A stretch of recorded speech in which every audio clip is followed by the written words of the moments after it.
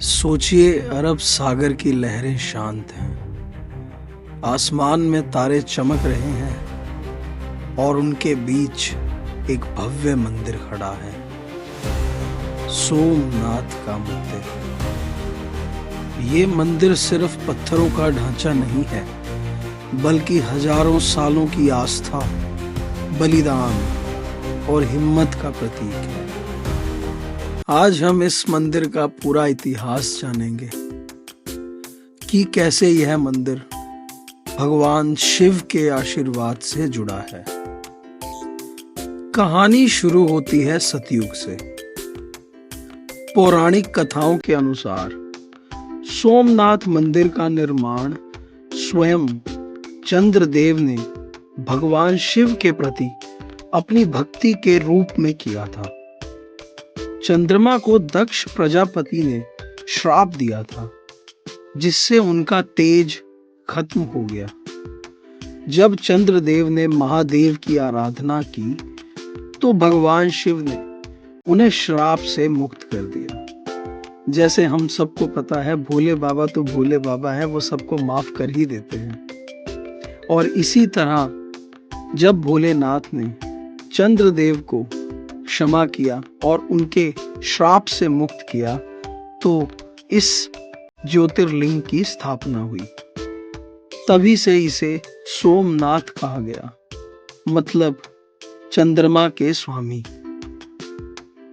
चलिए अब मैं आपको बताता हूं कि आखिर दक्ष प्रजापति ने चंद्रदेव को श्राप क्यों दिया था। दक्ष प्रजापति की 27 कन्याएं थी, जिन सभी का विवाह चंद्रदेव से हुआ था। लेकिन चंद्रमा का समस्त ध्यान केवल एक ही कन्या पर था, जिसका नाम था रोहिणी। चंद्रमा केवल रोहिणी के साथ समय बिताना पसंद करते थे, लेकिन बाकी किसी कन्या के साथ उन्हें समय बिताना अच्छा नहीं लगता था, जिस वजह से बाकी सभी कन्याएं बहुत कष्ट में थी। तो वो सब मिलकर अपने पिता के पास पहुंच गई और अपनी व्यथा उन्हें सुनाने लगी। अपनी पुत्रियों को कष्ट में देख दक्ष प्रजापति को बहुत क्रोध आया। दक्ष प्रजापति चंद्रमा से इतने नाराज हो गए कि गुस्से में उन्होंने चंद्र देवता को एक श्राप दे डाला। उन्होंने चंद्रदेव को क्षय हो जाने का श्राप दिया, जिस वजह से चंद्र का सारा तेज चला गया। हर तरफ हाहाकार मच गई। त्राही त्राही होने लगी कि चंद्र देवता का तेज, उनकी चमक सब खत्म हो गई थी। अब चंद्रदेव अपने तेज को खोकर बहुत ज्यादा दुखी हो गए और अपनी मुक्ति के लिए उन्होंने भगवान शिव को गुहार लगाई। चंद्रदेव ने बहुत तपस्या की। महादेव उनकी भक्ति से प्रसन्न हुए और उन्हें श्राप से मुक्त कर दिया। यही महादेव ने स्वयं प्रकट होकर एक ज्योतिर्लिंग की स्थापना की। यही ज्योतिर्लिंग सोमनाथ कहलाया। सोम यानी चंद्र और नाथ यानी स्वामी।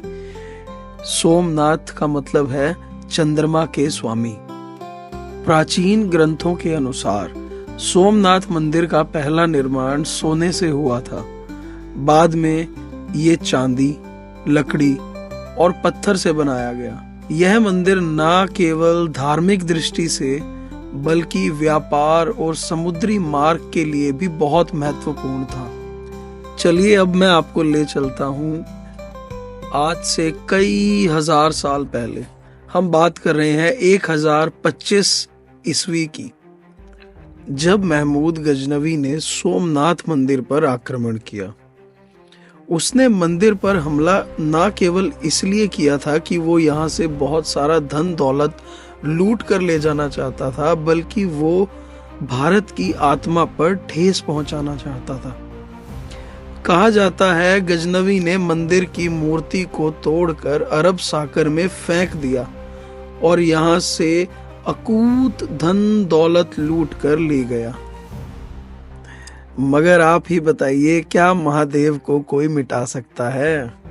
जी नहीं, गजनवी के जाते ही मंदिर को फिर से खड़ा करने की शुरुआत हुई और मंदिर अपनी भव्यता और शान से फिर खड़ा हो गया। लेकिन यह सिर्फ एक बार नहीं था कि सोमनाथ मंदिर पर हमला हुआ हो, बल्कि महमूद गजनवी के बाद भी सोमनाथ मंदिर पर कई बार हमले हुए। दिल्ली सल्तनत और बाद में मुगलों ने इसे बार बार तोड़ा, लेकिन हमारे महादेव का मंदिर हर बार अपनी आस्था की ताकत से वहीं खड़ा रहा और इसे फिर से बना दिया गया। यह लड़ाई सिर्फ पत्थरों की नहीं थी, यह लड़ाई हमारी सभ्यता और संस्कृति की थी। कहा जाता है कि भारत के आजाद होने से पहले यानी कि 1947 से पहले सोमनाथ मंदिर पर करीबन 17 बार हमला हुआ और इस मंदिर को 17 बार तोड़ा गया, लेकिन यह मंदिर फिर से उठ खड़ा होता। और फिर 1947 में जब भारत आजाद हुआ, तब सरदार वल्लभ भाई पटेल ने तय किया कि सोमनाथ मंदिर को फिर से बनाया जाएगा। उन्होंने कहा था, सोमनाथ हमारे आत्मसम्मान का प्रतीक है, इसे हर हाल में खड़ा करना होगा। और सन 1951 में राष्ट्रपति डॉक्टर राजेंद्र प्रसाद ने नए सोमनाथ मंदिर का उद्घाटन किया। आज ये भगवान सोमनाथ का मंदिर अरब सागर के किनारे खड़े हमें ये एहसास दिलाता है कि आस्था को कोई नहीं मिटा सकता। सोमनाथ मंदिर हमें सिखाता है, चाहे कितनी भी बार टूटो, फिर से उठना ही हमारी असली पहचान है। जय महादेव।